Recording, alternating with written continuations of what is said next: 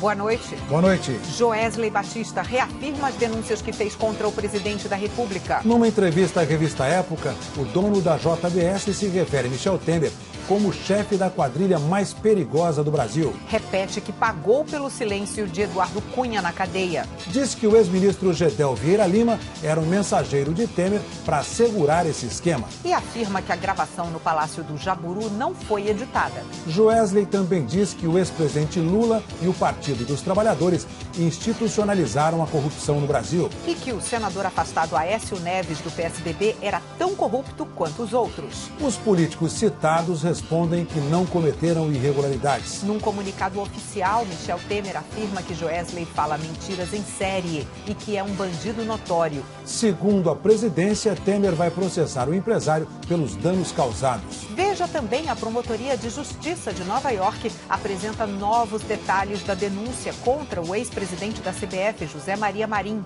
O atual e o ex-presidente da entidade também são citados. Um navio de guerra americano e um cargueiro filipino batem na costa do Japão. 7 pessoas estão desaparecidas. E também os gols de sábado no Brasileirão. O Jornal Nacional está começando.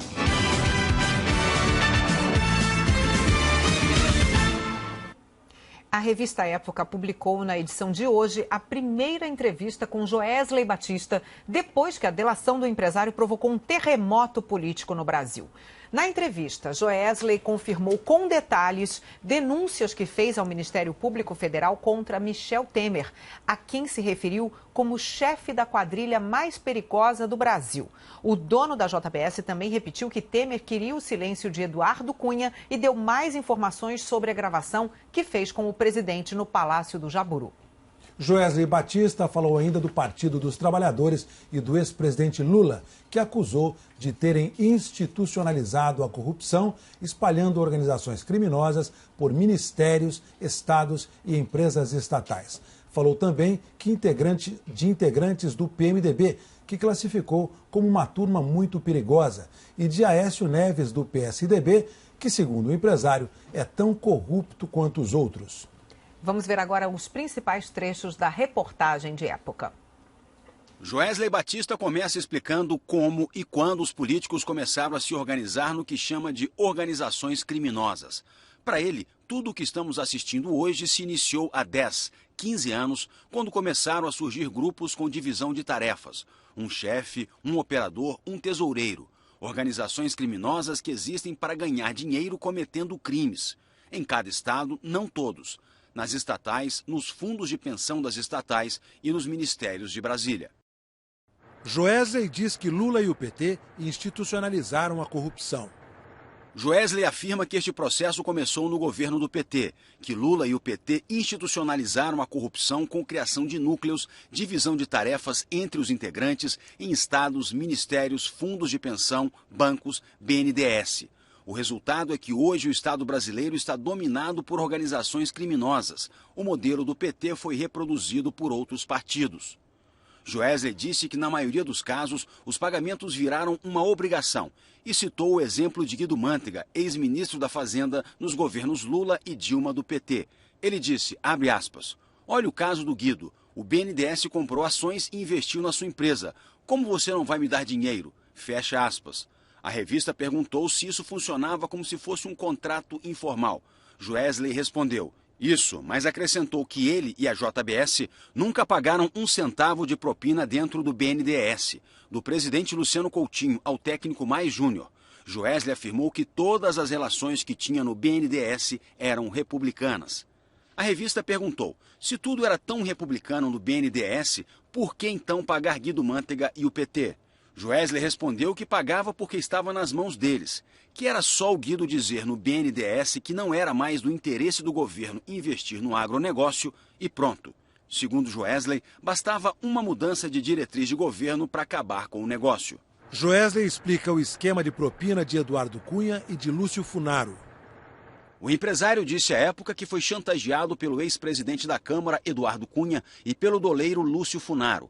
Afirmou que se não aceitasse pagar aos dois, o crédito legítimo que tinha pedido na Caixa Econômica Federal não era apreciado. E citou um exemplo. Disse que deu entrada em um financiamento do FI-FGTS da Caixa, mas que o vice-presidente da Caixa, Fábio Cleto, indicado por Funaro e Eduardo Cunha, descobriu. Que foi então que Lúcio Funaro entrou na vida dele e que o modus operandi sempre foi assim. Ele tentava fazer operações na Caixa, o Lúcio descobria e dizia a ele, abre aspas, vai ter os 3%, né? Fecha aspas. E aí tinha que pagar. Um toma lá da cá muito às claras. Paga os 3% e o financiamento passa no comitê. Se não paga, alguém pede vista. Joesley destaca o papel das campanhas eleitorais no esquema.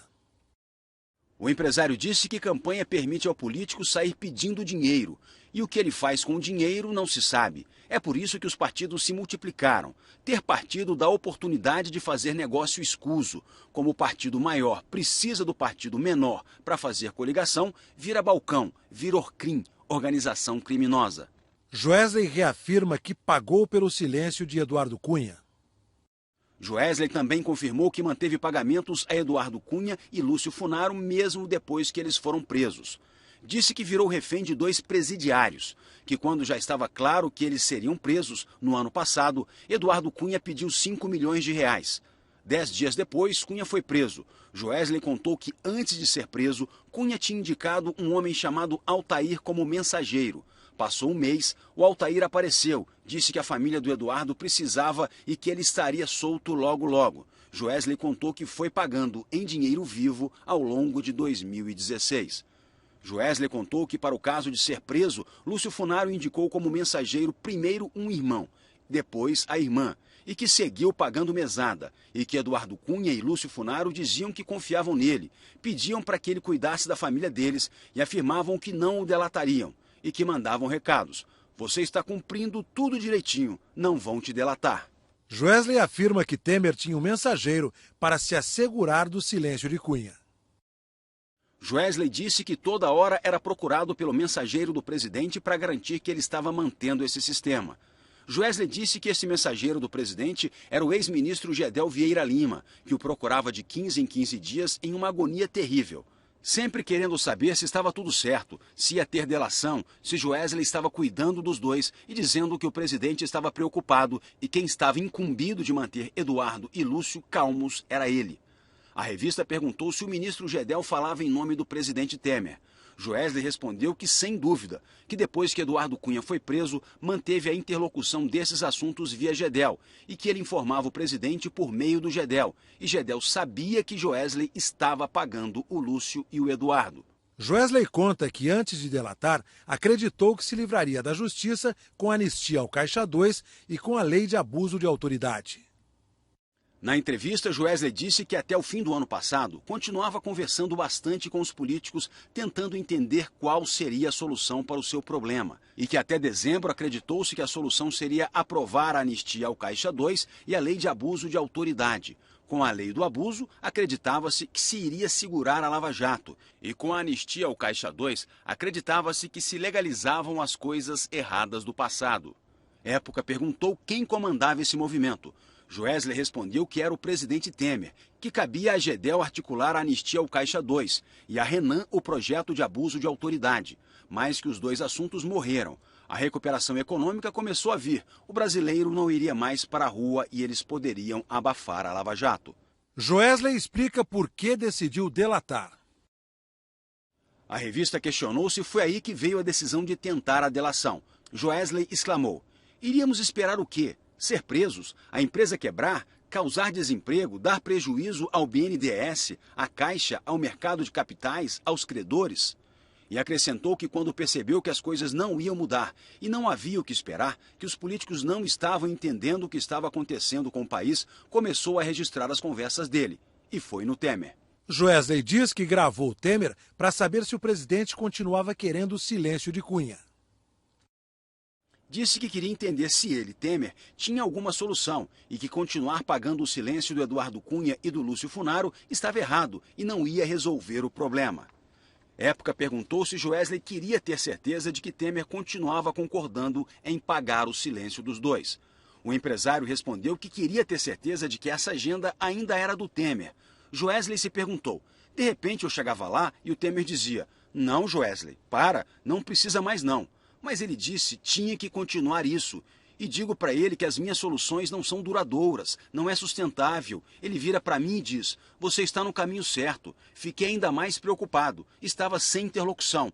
Aí ele falou do Rodrigo Rocha Loures. Época perguntou por que ele decidiu gravar o presidente. Joesley respondeu que sabia que estava aumentando a chance de trocar de lado e partir para a colaboração com o Ministério Público, que era a única saída que estava enxergando, que a maneira mais efetiva que ele tinha de colaborar no combate à corrupção no Brasil era mostrar para os procuradores que, apesar de 3 anos de esforços, nada mudou. Tudo continua igual. Os políticos no topo não mudaram nada. Isso começa com o número 1, com o presidente da República. Joesley diz que Aécio Neves, do PSDB, usava os mesmos métodos corruptos. Época perguntou então quem é o número 2. Joesley disse que é o Aécio, porque era a alternativa. Teve 48% dos votos dos brasileiros e que precisava fazer uma ação que fosse indiscutível para o entendimento da população e do Ministério Público. Registrar como se dão as conversas com o número 1 da República e com o número 2, que seria a alternativa ao 1. Se o Brasil não entendesse que o 2 era igual ao 1, o Brasil ia achar que a solução era substituir o 1 pelo 2, mas o 2 é do mesmo sistema. Joesley contou que tanto o PT quanto o PSDB usaram o mesmo sistema. Caixa 2, nota fria, compra de coligação, que calculou que ia precisar do apoio do Aécio se ele fosse eleito. Aécio pediu para dar 50 milhões de reais no primeiro e 50 milhões no segundo turno e tentou trazer o PR para o lado dele por 40 milhões de reais. Joesley disse que já havia se preparado para pagar, mas que então o PR apareceu através do PT cobrando 40 milhões. Segundo Joesley, Aécio disse que tentou fazer por 35, mas que o PT cobriu os 40. Joesley disse numa exclamação, e nós pagamos, pode isso? Joesley afirma, a gravação do Jaburu não foi editada. Perguntado se o áudio gravado no Palácio do Jaburu entre ele e o presidente Temer foi adulterado, Joesley respondeu enfático que de modo algum, zero, podem fazer todas as perícias do mundo. Tentam desqualificar o áudio por desespero. Gravar uma pessoa não é algo trivial, é duro, doído, forte. Mas que a única coisa que o conforta nessa história de ter gravado é que registrou o que eles falaram, não botou palavra na boca de ninguém. Joesley se perguntou, se mesmo com toda a robustez das provas nós já estamos sendo perseguidos, imagine se fosse só o meu testemunho, se isso fica só da minha boca. Perguntado por que não gravou Lula, se não seria importante para o país, Joesley respondeu que nunca teve conversa não republicana com Lula, que esteve com ele 2 vezes em 2006 e 2013, que o contato era o Guido Mantega, que sempre resolvia, então para que ter outro? Joesley diz que Dilma pediu dinheiro para a campanha dentro do Planalto. Joesley lembrou que entregou provas aos procuradores e que o PT tinha o maior saldo de propina. Joesley confirmou que a Dilma pediu 30 milhões de reais para o Pimentel. A conversa entre os dois foi no Palácio do Planalto, na mesa redonda do gabinete presidencial. Quando ele explicou que acabou o dinheiro, ela ouviu e falou, tá bom, pode fazer. Joesley afirma que Temer nunca teve cerimônia para pedir dinheiro. Neste ponto da entrevista, Joesley detalhou sua relação com o presidente Temer iniciada em 2009 e 2010. Disse que no segundo encontro Temer já deu o celular e passaram a trocar mensagens. Frequentou o escritório e a casa dele em São Paulo e o Palácio do Jaburu. Contou que Temer já esteve em sua casa e foi ao seu casamento. Disse que a relação entre eles era institucional, de um empresário que precisava resolver problemas e via nele a condição de resolver problemas. E acrescentou que acha que Temer via nele um empresário que poderia financiar as campanhas e fazer esquemas que renderiam propina, e que toda a vida teve total acesso a Temer. Joesley disse que o Temer não tem muita cerimônia para tratar desse assunto, não é um cara cerimonioso com dinheiro. Segundo Joesley, teve uma vez que Temer pediu para ver se Joesley pagava o aluguel do escritório dele na Praça Pan-Americana em São Paulo. Joesley diz que desconversou e ele nunca mais cobrou. Época questionou se o empréstimo do jatinho da JBS ao presidente também ocorreu dessa maneira. Joesley respondeu que não se lembra direito, mas que é dentro desse contexto. Eu preciso viajar, você tem um avião, me empresta aí. Acha que o cargo já o habilita, sempre pedindo dinheiro, pediu para o Chalita em 2012, pediu para o grupo dele em 2014. Joesley diz que Temer é o chefe da quadrilha mais perigosa do Brasil. Joesley afirmou também que a pessoa a qual Eduardo Cunha se referia como seu superior hierárquico era o Temer. Tudo o que o Eduardo conseguia resolver sozinho, ele resolvia. Quando ficava difícil, levava para o Temer. Joesley disse que essa é a maior e mais perigosa organização criminosa desse país, liderada pelo presidente. Época perguntou: o chefe é o presidente Temer? Joesley respondeu diretamente: o Temer é o chefe da Orcrim, organização criminosa da Câmara. Michel Temer, Eduardo Cunha, Gedel Vieira Lima, Henrique Eduardo Alves, Eliseu Padilha e Moreira Franco. É o grupo deles. Quem não está preso está hoje no Planalto. Essa turma é muito perigosa, não pode brigar com eles. Joesley explica o papel da Procuradoria-Geral da República em sua delação. Época questionou se Joesley foi pressionado para direcionar o depoimento na Procuradoria-Geral da República. Joesley afirmou que nunca recebeu sugestão do que deveria contar. Fez tudo espontaneamente e acrescentou: me apresentei para tentar fazer o acordo e contei aquilo que achei que deveria contar, que empresários obrigados a lidar com agentes públicos no Brasil têm de pagar para conseguir trabalhar. Joesley nega ter manipulado com sua delação o mercado financeiro. Época também questionou Joesley sobre as operações de compras de dólar e venda de ações do grupo JBS, que teriam resultado em lucro por causa da delação. Joesley negou. Disse que as operações foram feitas dentro das regras e que não houve nada de atípico. Joesley afirmou que os bancos estão restringindo o crédito, então precisava de dinheiro. Eu tenho ações e preciso vender para fazer dinheiro. Não tem mistério. A defesa do ex-presidente Lula declarou que a entrevista tem que ser entendida no contexto de um empresário que negocia o mais generoso acordo de delação premiada da história. E que, mesmo assim, Joesley Batista foi incapaz de apontar qualquer ilegalidade cometida ou do conhecimento do ex-presidente. Ainda segundo a defesa de Lula, considerações genéricas e sem provas de delatores não têm qualquer valor jurídico. Agora há pouco, a assessoria de Lula divulgou uma nota em que também afirmou que Joesley não apontou qualquer ilegalidade cometida pelo ex-presidente e que Lula combateu a corrupção no Brasil adotando fortes medidas de transparência pública. A assessoria da ex-presidente Dilma Rousseff declarou que as afirmações de Joesley Batista são improcedentes e inverídicas, que Dilma jamais tratou ou solicitou doações, pagamentos ou financiamentos ilegais para as campanhas de 2010 e 2014, que ela jamais teve contas no exterior ou autorizou a abertura de empresas em paraísos fiscais no nome dela ou de terceiros, e que a ex-presidente rejeita delações sem provas ou indícios. Eduardo Cunha negou qualquer participação ilícita e afirmou que vai prestar os devidos esclarecimentos nos autos. Renan Calheiros negou que a lei do abuso de autoridade tenha a intenção de atrapalhar a Lava Jato. O senador disse que a operação é importante para o país e que a lei foi discutida com diferentes setores, inclusive o judiciário.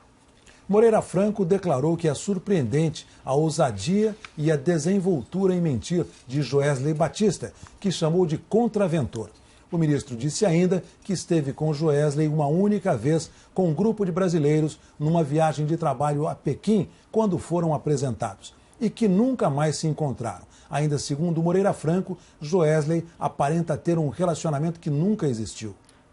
O Partido dos Trabalhadores afirmou que as acusações de Joesley Batista contra o PT são genéricas, carecem de provas e não condizem com a verdade. E que todas as doações são legais e foram analisadas e aprovadas pela Justiça Eleitoral. A defesa de Gedel Vieira Lima declarou que ele permanece convicto de que ninguém poderá envolver o ex-ministro em qualquer ilicitude, já que ele jamais praticou qualquer ilegalidade. Ainda segundo a defesa, Gedel continua à disposição das autoridades e já renunciou aos sigilos bancário e fiscal. O PSDB e o senador afastado Aécio Neves disseram que, conforme dito pelos próprios delatores, a JBS doou cerca de 60 milhões de reais para as campanhas do partido em 2014. Parte para a campanha presidencial e parte para as estaduais, conforme registrado no TSE. E que jamais houve contrapartida para essas doações, o que torna absurdo que sejam caracterizadas como propina. A defesa de Lúcio Funaro disse que desde o primeiro depoimento prestado à Polícia Federal, o cliente respondeu a todas as perguntas de acordo com a verdade e que tudo será respondido nos autos. Gabriel Chalita afirmou que os recursos da campanha para as eleições municipais de São Paulo vieram do PMDB nacional, que se responsabilizou pela arrecadação, e que a pequena parte arrecadada pelo comitê de campanha foi registrada e aprovada pelo TRE.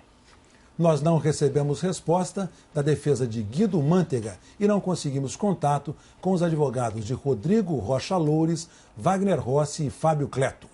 O PMDB, o BNDES, o ex-ministro Henrique Eduardo Alves e o ministro Eliseu Padilha não quiseram se manifestar.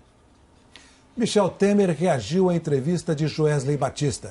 O presidente divulgou uma nota em que chama o empresário de mentiroso e diz que vai entrar com ações na justiça contra o delator. Nós vamos agora a Brasília falar com a repórter Gioconda Brasil. A Gioconda tem as informações da reação no Palácio do Planalto. Olá, Gioconda, boa noite.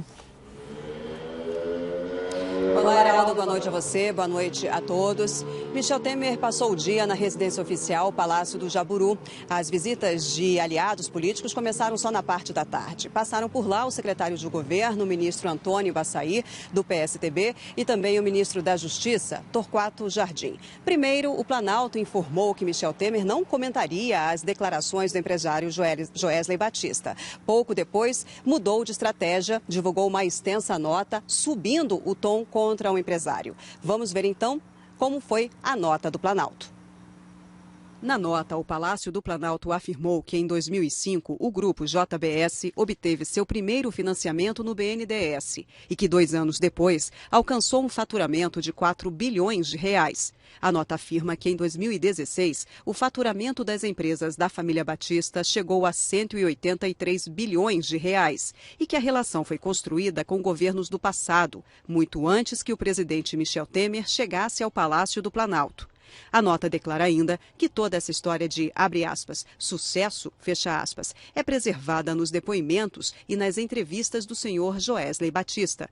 O texto prossegue afirmando que os reais parceiros de sua trajetória de pilhagens, os seus verdadeiros contatos de seu submundo, as conversas realmente comprometedoras com os sicários que o acompanhavam, os grandes tentáculos da organização criminosa que ele ajudou a forjar, ficam em segundo plano, estrategicamente protegidos.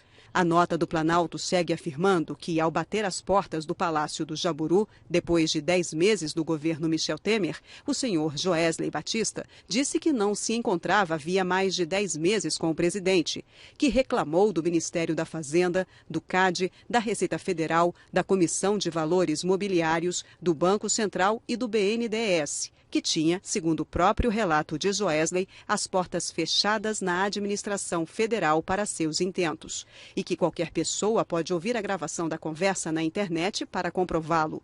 A nota afirma ainda que, em relação ao BNDES, é preciso lembrar que o banco impediu, em outubro de 2016, a transferência de domicílio fiscal do grupo para a Irlanda, um excelente negócio para Joesley, mas péssimo para o contribuinte brasileiro.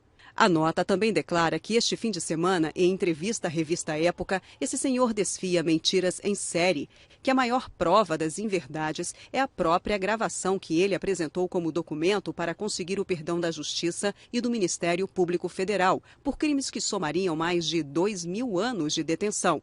E que, em entrevista, Joesley diz que o presidente sempre pede algo a ele nas conversas que tiveram. A nota relata que não é do feitio do presidente tal comportamento mendicante, que quando se encontraram não se ouve ou se registra nenhum pedido do presidente a ele, e sim o contrário, que era Joesley quem queria resolver seus problemas no governo e pediu seguidamente, e que não foi atendido antes, muito menos depois. O Palácio do Planalto declarou ainda que, ao delatar o presidente em gravação que confessa alguns de seus pequenos delitos, Joesley alcançou o perdão por todos seus crimes, que em seguida cometeu ilegalidades em série no mercado de câmbio brasileiro, comprando $1 bilhão e jogando contra o real, moeda que financiou seu enriquecimento, que vendeu ações em alta, dando prejuízo aos acionistas que acreditaram nas suas empresas. A nota segue afirmando que os fatos elencados demonstram que o senhor Joesley Batista é o bandido notório de maior sucesso na história brasileira, que conseguiu enriquecer com práticas pelas quais não responderá e mantém hoje seu patrimônio no exterior com o aval da justiça, e que imputa a outros os seus próprios crimes e preserva seus reais sócios, que obtém perdão pelos seus delitos e ganha prazo de 300 meses para devolver o dinheiro da corrupção que o tornou bilionário e com juros subsidiados. A Secretaria de Comunicação Social da Presidência termina afirmando que o presidente tomará todas as medidas cabíveis contra esse senhor, que na segunda-feira serão protocoladas ações civil e penal contra o empresário, que as mentiras dele serão comprovadas e será buscada a devida reparação financeira pelos danos que causou, não somente à instituição Presidência da República, mas ao Brasil, e que o governo não será impedido de apurar e responsabilizar o senhor Joesley Batista por todos os crimes que praticou, antes e após a delação. Temer viaja na segunda-feira para a Rússia e para a Noruega. O presidente passa a semana inteira fora do Brasil, só volta ao país no próximo sábado. O presidente disse para auxiliares que tem pressa e que pretende entrar com as ações contra Joesley Batista já na segunda-feira de manhã, antes de embarcar para o exterior. O presidente usou esses dias de feriado prolongado para conversar com aliados sobre os interesses do governo no legislativo e também sobre os caminhos jurídicos para a defesa dele no Supremo Tribunal Federal, onde é alvo de inquérito por causa da delação da JBS. Carla, Heraldo. Obrigada, Gioconda Brasil. O ministro do Supremo, Marco Aurélio Mello, negou um recurso da defesa do senador afastado Aécio Neves, do PSDB, para que o pedido de prisão dele seja julgado pelo plenário do tribunal e não pela primeira turma do STF. Na semana passada, a primeira turma do Supremo decidiu manter a prisão da irmã de Aécio, Andréa Neves. O ministro Marco Aurélio também rejeitou estender por mais 10 dias o prazo para que a defesa de Aécio Neves se manifeste contra o pedido de prisão feito pela Procuradoria-Geral da República. Os recursos de Aécio contra esse pedido de prisão e contra o afastamento das atividades parlamentares vão ser julgados na terça-feira. A seguir, o aumento do número de mortos no incêndio que destruiu um prédio residencial em Londres. A colisão entre um navio de guerra americano e um cargueiro das Filipinas.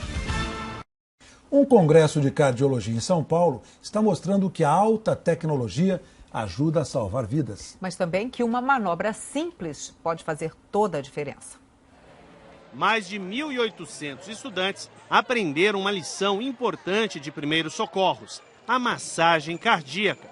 A gente não sabe o dia de amanhã. Então, vai que uma pessoa da nossa família, então do nosso lado, pode acabar caindo assim. Os estudantes estão fazendo um treinamento no manequim desenvolvido pela Sociedade de Cardiologia do Estado de São Paulo. O manequim tradicional custa em média R$500. Agora esse aqui é feito de isopor e garrafa PET e praticamente saiu de graça.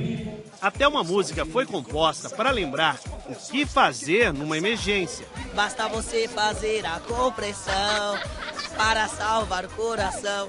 A letra diz que quando alguém não consegue acordar, respirar, não é para desesperar.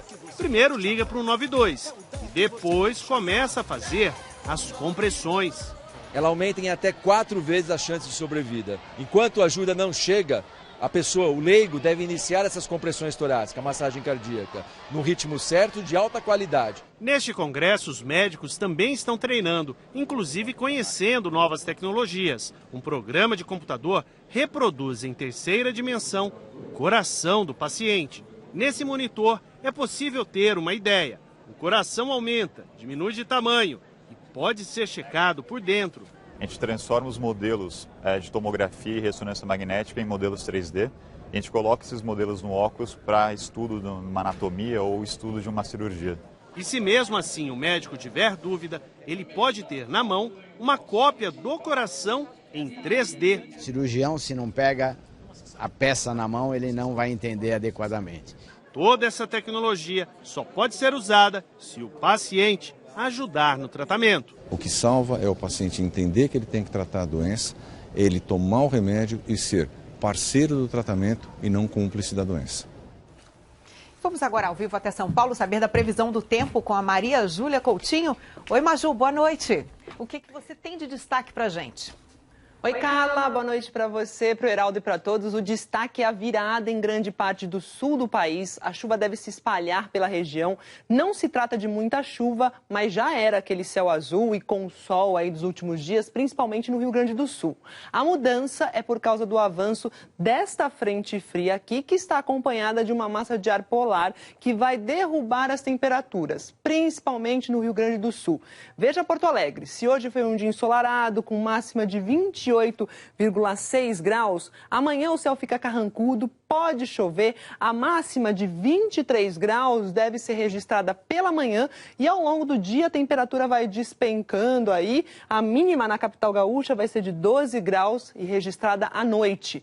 Bagé, Uruguaiana e Santa Maria também devem sentir o frio forte, ou a friaca, como dizem na gíria aí, a partir da tarde de domingo. Em Florianópolis, a chuva deve chegar à noite. Em Curitiba e em São Paulo, o domingo ainda vai ser de tempo firme, 13 de mínima e 24 de máxima aqui na capital paulista. No Rio, em Palmas e em Goiânia, o destaque é a grande diferença entre a temperatura mínima e a máxima, viu? A chamada amplitude térmica. Veja só, o dia começa com 16 graus no Rio e com 14 em Goiânia e a máxima vai ser de 30 graus nessas duas capitais. Palmas bate os 36 graus no período da tarde com tempo firme. Aliás, a cor amarela é o que está cobrindo aqui quase todo o nosso mapa, mostra que a gente ainda está sob o império do sol. Chuva só nos extremos, no sul, no norte e na faixa leste do Nordeste, inclusive em parte da Bahia, de Sergipe, de Alagoas e de Pernambuco. Essa chuva pode ser forte. Recife, Maceió e Aracaju podem experimentar mais uma vez, Carla, aquela chuva que chega logo cedo e fica até tarde. Mas o que você poderia adiantar para segunda-feira? Olha só, na segunda-feira esfria em parte do centro-oeste e a frente fria que está no sul deve continuar avançando, levando chuva para Santa Catarina, Paraná e leste de São Paulo. Segunda-feira fria e chuvosa em Floripa e em Curitiba. Aqui em São Paulo essa chuva deve chegar à noite, máxima de 23 graus, mas de manhã ainda faz friozinho. Carla? Ok, Maju, muito obrigada. Boa noite para você. Boa noite. Heraldo. Um acidente com um ônibus deixou 10 mortos e 18 feridos na BR-135, no sul do Piauí. O ônibus tinha saído do Ceará com destino a São Paulo. Perdeu o controle numa curva e tombou os quase 800 quilômetros de Teresina. Segundo a Polícia Rodoviária Federal, o trecho do acidente tinha um desnível de 20 centímetros entre a pista e o terreno nas laterais. Só este ano, 36 pessoas morreram na BR, conhecida como Estrada da Morte. No Tocantins, teve um outro acidente nesse sábado, entre um carro e uma ambulância. 6 pessoas morreram carbonizadas. Ainda não se sabe o que causou a batida. Um incêndio na região central de Portugal deixou 19 pessoas mortas e muitas outras feridas. Entre as vítimas estão alguns bombeiros. O fogo destruiu vários imóveis do município de Pedrógão Grande. As causas do incêndio ainda são desconhecidas. A polícia de Londres anunciou hoje que 58 pessoas morreram no incêndio que destruiu um edifício residencial de 24 andares. E, segundo as autoridades, esse número ainda pode subir porque há desaparecidos. A primeira-ministra Theresa May tem sofrido críticas por causa da resposta ao incêndio. Hoje, ela se reuniu com um grupo de vítimas e admitiu que o apoio inicial às famílias não foi bom. Theresa May prometeu realojar todos os que perderam casas em até 3 semanas. A colisão entre um navio de guerra americano e um cargueiro filipino na madrugada de hoje deixou 7 marinheiros desaparecidos. O destroyer norte-americano USS Fitzgerald chegou na manhã de sábado à base naval de Yokosuka, no Japão, com muitas avarias no convés. Ele se chocou com este gigante cargueiro, o ACX Crystal, 220 metros de extensão. No navio de bandeira filipina, o sinal mais visível da batida são arranhões na proa.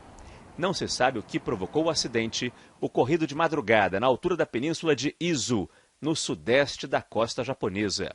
O navio de guerra estava a 100 quilômetros da base e o cargueiro se dirigia a Tóquio. No choque, o destroyer sofreu avarias abaixo da linha d'água, compartimentos foram inundados, mas conseguiu-se controlar o estrago e o navio não afundou. Dos 300 tripulantes, 3 ficaram levemente feridos. 7 marinheiros estão desaparecidos.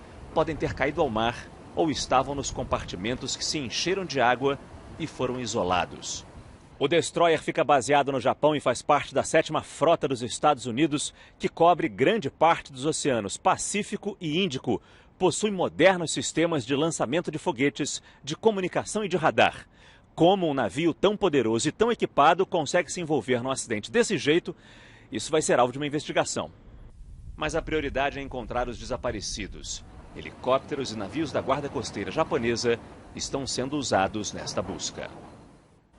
Morreu ontem, aos 81 anos, o diretor americano John Avildsen, conhecido pelo filme Rocky, um Lutador.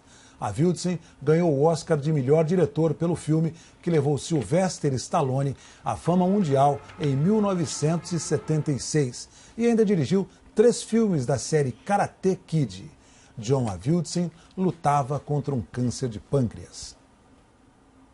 O Fantástico traz amanhã uma reportagem exclusiva sobre o caso Isabela Nardoni, que comoveu o Brasil em 2008. Agora, Ana Carolina Jatobá, madrasta de Isabela, está pedindo para passar para o regime semiaberto e sair da cadeia. Depois que deixar o presídio, ela disse que quer estudar moda e abrir a própria confecção. A grande pergunta é, será que a justiça vai deixar? Uma reportagem especial nas fronteiras com o Paraguai e a Bolívia. Os traficantes do Brasil estão em guerra contra os traficantes estrangeiros. Uma disputa do território, disputa do poder, pelo domínio dessa distribuição. Um mistério. Onde estão as joias compradas pelo ex-governador do Rio de Janeiro, Sérgio Cabral, e pela mulher dele, Adriana Anselmo? A maior parte ainda não foi localizada. E a experiência Fante 360 continua. Um salto de um prédio de 108 andares em Las Vegas. E você vai junto. É fantástico. É amanhã, depois do Faustão. Você vai ver. A seguir, novos detalhes do escândalo da corrupção na FIFA envolvendo dirigentes brasileiros. E os gols de sábado pelo país. A Promotoria de Justiça de Nova York apresentou detalhes novos da denúncia contra o ex-presidente da CBF, José Maria Marim. O atual presidente da entidade, Marco Polo Del Nero, e o ex-presidente Ricardo Teixeira também são citados no documento divulgado esta semana. O documento é uma atualização da denúncia contra o ex-presidente da CBF, José Maria Marim, e outros 2 dirigentes da América do Sul. Os 3 estão em prisão domiciliar nos Estados Unidos, acusados de fazer parte do maior escândalo de corrupção da história da FIFA. Os promotores americanos também citam o atual presidente da CBF, Marco Polo Del Nero, que tem evitado sair do Brasil, e o ex-presidente da entidade, Ricardo Teixeira. Os 2 são apontados como beneficiários de pagamento de propina. A denúncia diz que entre 1990 e 2009, a empresa de marketing esportivo Trafic fechou contratos com a CBF para conseguir os direitos comerciais da Copa do Brasil e negociar os direitos de transmissão para fora do território brasileiro. Durante esse período, Ricardo Teixeira teria pedido e recebido propinas de José Ávila, dono da Trafic. Por volta de 2011, outra empresa de marketing esportivo, que não teve o nome revelado, fechou o contrato com a CBF para comprar os direitos comerciais da Copa do Brasil entre 2015 e 2022. Essa empresa teria aumentado o valor da propina, porque, segundo os promotores, José Maria Marim e Marco Polo Del Nero também pediram uma parte do dinheiro. O documento diz que um esquema semelhante foi montado com a empresa Datiza para explorar os direitos comerciais das edições da Copa América de 2015, 2019 e 2023, além da Copa América Centenário disputada no ano passado.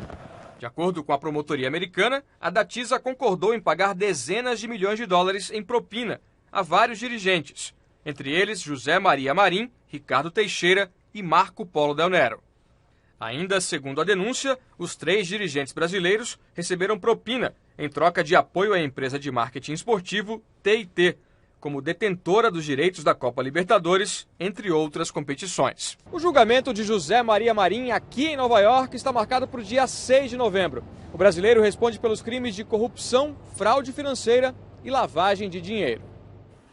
A assessoria da CBF declarou que o presidente da entidade, Marco Polo Del Nero, reitera o que tem afirmado, que não existe e nem existirá qualquer prova que o incrimine e que a matéria noticiada é conhecida desde 2015. Já a defesa de Ricardo Teixeira só vai se manifestar depois de ser comunicada formalmente a respeito do processo e depois de ter acesso aos autos do procedimento.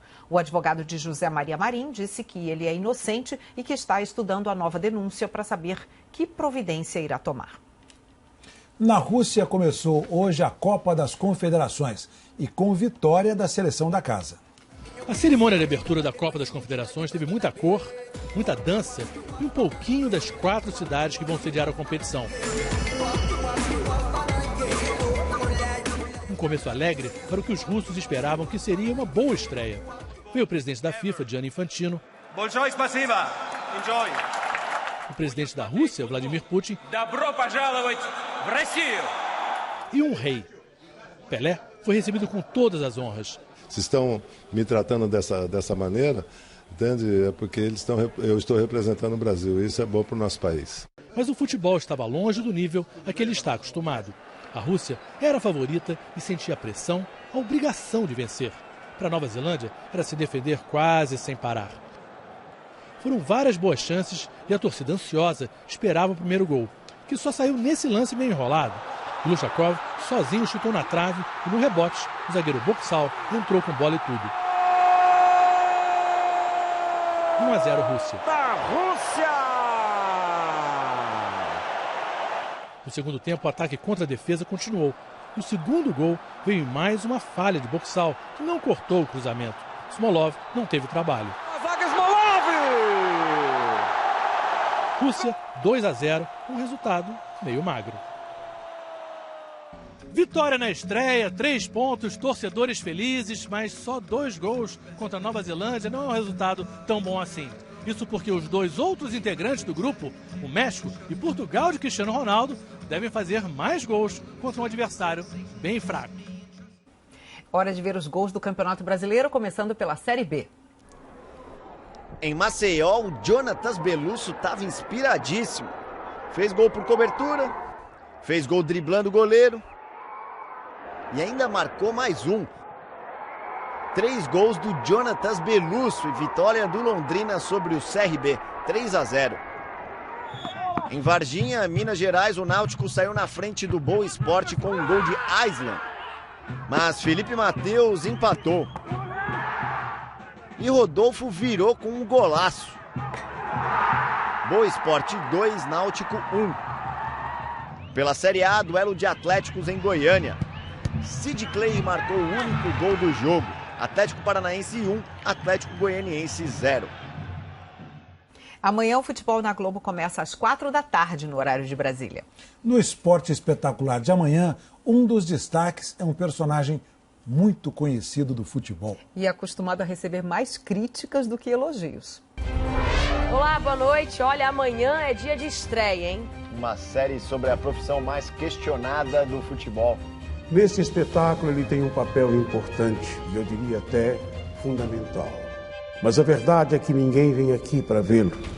Das escolas de arbitragem, passando pela várzea até a primeira divisão. Como é a vida dos árbitros? No Esporte Espetacular, vamos relembrar os 25 anos da grande conquista da primeira Libertadores do São Paulo. Ótimas lembranças. E um passeio pela Califórnia, 1000 quilômetros de estrada no paraíso dos esportes, de carona com a surfista Maia Gabeira. Amanhã. Logo depois do Alto Esporte. Até lá. No basquete, o Bauru conquistou o título brasileiro. A final do Novo Basquete Brasil contra o Paulistano foi decidida em 5 jogos. Hoje o Bauru ganhou pela 3ª vez e ficou com a taça inédita em 9 edições do NBB. A partida terminou 92-73 para o time campeão. Veja a seguir a novidade que o Jornal Nacional preparou para você. Uma inovação na festa mais popular do Nordeste. Em tempo de festas juninas, artistas pernambucanos estão provando que a tradição pode se renovar na mistura do forró com balé clássico. E também no encontro da sanfona com a orquestra sinfônica. Veja na reportagem da Beatriz Castro. Onde tem sanfona tocando, tem gente festejando. O instrumento move as quadrilhas juninas e anima o povo até no meio da rua. No São João é alegria e a sanfona. São João sem sanfona não é São João. A missão do sanfoneiro é manter as raízes e trazer gerações. A paixão dos pernambucanos pelas festas juninas está no DNA. Não importa a idade, a profissão nem a classe social. Dos arraiais nas comunidades, o forró estende as suas fronteiras para o palco mais nobre do Recife. E lá está o sanfoneiro no Teatro de Santa Isabel, cercado pelos instrumentos da música erudita.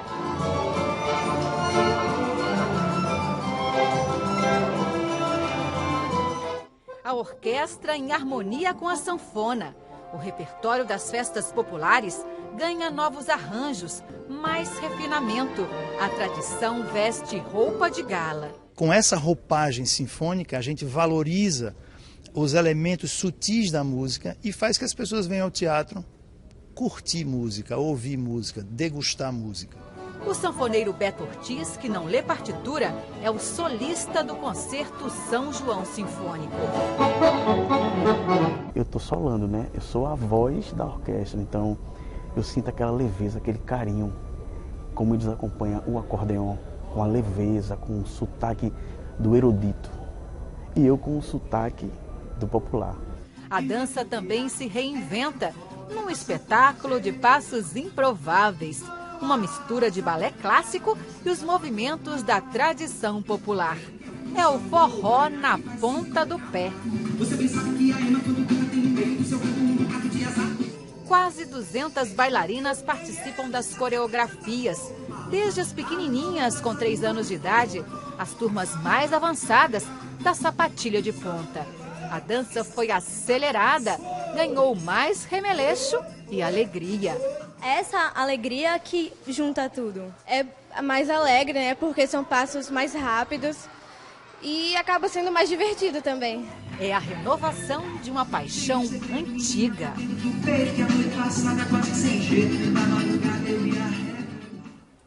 E antes de encerrar essa edição de sábado, nós temos uma mensagem importante. A partir de segunda-feira, depois de amanhã, o Jornal Nacional vai estar de casa nova. O William Bonner e a Renata Vasconcelos contam agora esta grande novidade que a Globo preparou para você. O Jornal Nacional de segunda vai inaugurar uma fase nova. Um cenário completamente novo para tornar ainda mais informativa a experiência de assistir ao JN. Com a tecnologia a serviço da notícia sempre. Ele foi montado numa redação de jornalismo totalmente nova, que reúne num só lugar jornalistas de TV e da internet. E isso só foi possível porque ela foi construída num prédio completamente novo. Segunda, você é o nosso convidado para conhecer a casa nova do Jornal Nacional. E o Jornal Nacional de hoje fica por aqui. Boa noite. Boa noite, aproveite o domingo.